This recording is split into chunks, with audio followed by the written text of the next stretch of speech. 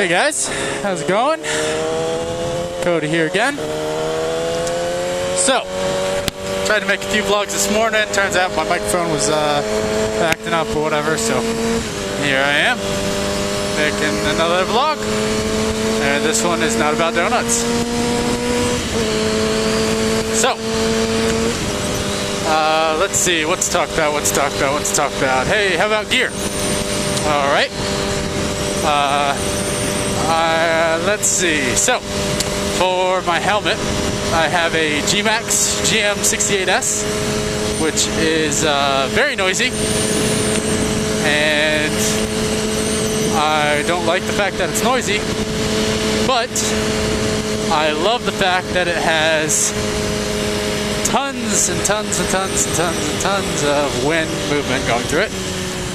It allows air to travel through all over the place. It's got like 8 or 9 vents or something like that.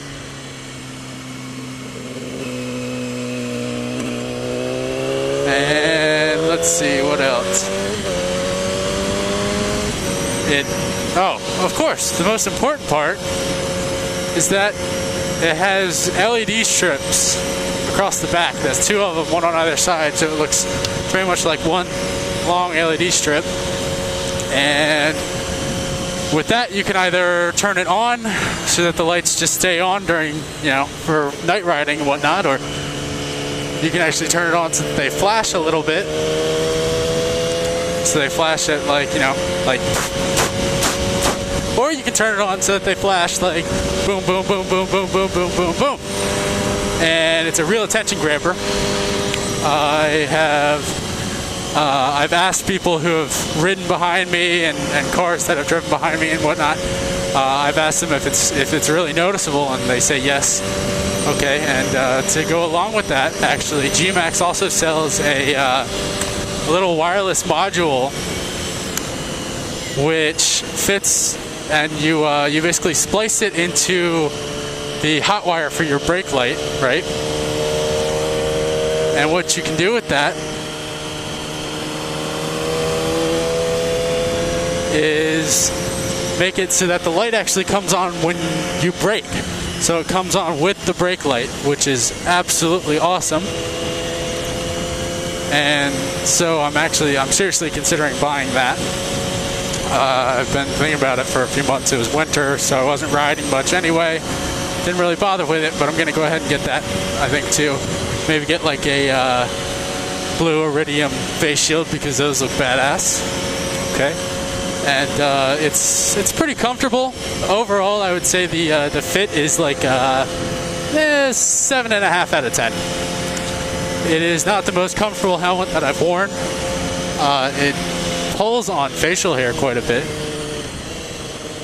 and that's not good because I have a beard and mustache going on right now. But other than that, I like it. Like I said, it's a little noisy, but I ride with earplugs anyway, so that's not a big deal. And let me go to the gloves real quick. As you can see, I have mechanics gloves, which is really dumb of me. I've been meaning to get new gloves as well, and I really need to. I'll probably get those just this season too. Then we move on to the jacket. I have the Shift Avenger jacket, which I love. It's got padding in the elbows, padding in the back and everything, padding where you need it. It is very comfortable. Comes with a vest liner for colder nights, excuse me. Which it works pretty decently. It's not too bad, but the problem with it is that the wrist cuffs, as you can see, that one's off, and I don't have time to fix it right now, but the wrist cuffs close, and they close pretty tightly. They hold out the air really well. The problem with them, though, is that not the wrist cuffs, but the jacket itself, is the zipper in the center. It does have a small flap on the inside that I would only assume is to block wind, but it really doesn't work very well. So even if I'm riding, say like with a jacket underneath, then it's still pretty cold, just in the center line down the chest, you know. And from what I've seen a few crashes with them, like the aftermath of the jacket and whatever. And it seems like it holds up really well in a crash. I've seen guys low side with them, and well, pictures of them low side with them, I should say. And my stepbrother, who crashed a lot, to say the least, on his 250, Ninja 250, he was still using the jacket today. So he's had the same jacket for probably 4 or 5 years now, I guess it is. And it's the same one as mine. It's held up really well, and I trust it. So that's good. And let's move on to my pants. I have the AGV Sport textile mesh combo pants, which are awesome. I had to get a, normally for pants and shirts and everything, I get a large. And my girlfriend actually bought them for me as, I want to say, a birthday gift last year, if I remember right. Anyway, I got an extra large. I went one size up as per the comments on the Ninja 500 over there. As per the comments on Motorcycle Superstore. And when I got it, they were way too small. And I wanted to use them as overpants as well, which is what I'm doing right now. And I mean, they were ridiculously small. I couldn't even zipper them up. So I ended up getting a triple XL, which I would have thought was like the size of a whale. But it fits me, so I'm happy with it. I had to get a double XL in the jacket. So, I'm 6'3", 6'2", 6'3", about 215 pounds or so, and I'm built. I'm not fat or anything, but I'll be damned if these jackets. Hey, bike for sale. I'll be damned if these jackets don't run really, really small. So. There we go. Let me get back to the pants and topic jumping again.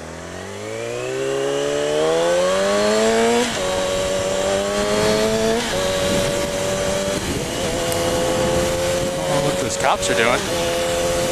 Passed him earlier, but anyway.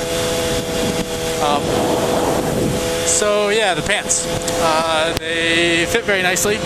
Like I said, triple XL. But they're a little long when you get off the bike, and I have a few complaints about them. The overall make feels really sturdy. I feel like I'll be very protected in a crash, and that's a great feeling to have. But my problem is with in the crotch. The seam has, I even read in the reviews on Motorcycle Superstore that the crotch tended to sort of fray in the middle and just open up a big hole. Obviously nobody wants a cold crotch riding in the middle of, cold weather. But I've been wearing mine for months and they just started fraying a little bit. So I'll probably, have my girlfriend stitch it up or something. But yeah, so the crotch is no good, but the knee pads tend to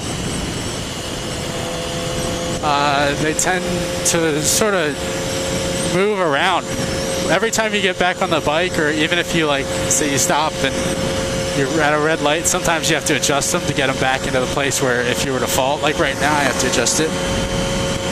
If you were to fall, that they would actually work and save your knees and whatnot. And it's got adequate padding. The material feels really good. It's pretty neat. If you got any of the AGV jackets, it has a zipper in the back, so it connects with those. There's a fellow rider.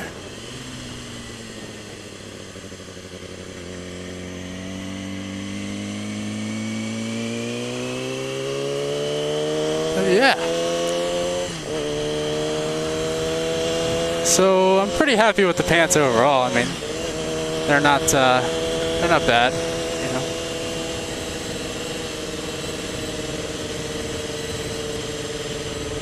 Scooch on over here real quick. And last but not least, the boots. They're seedy boots. I forget exactly what they're called, but they got they're sort of like the pants where they have the half textile, half mesh sort of thing going on. They're perforated, and I'll put a link in the description if I can find it. I got them off let's see, one of the sellers of them off R6 forum, I think it was. But anyway, they're really nice. I like them a lot. They're very comfortable. They have tons and tons of protection, and that's all I could ask for. It just makes it a little harder to shift is all. But other than that, I'm pretty happy with all my gear. I'm glad to finally have all the gear, because when I started out on my 250 I didn't, and it just didn't feel safe. So, but yeah, so that's it. There's my my review on the gear, and I'm waiting to see if this other guy on that BMW pulls up behind me or not. I don't see him, but yeah, gas light's on. Gotta get some gas soon, get some after work. But here we are, back in Culpeper again. I'm gonna go ahead and cut the video here. Thanks for watching, guys. If you have any comments, go ahead and post them. Any suggestions on what I should be talking about, anything you want me to talk about, just let me know. I'd be happy to do it. All right, thanks for watching.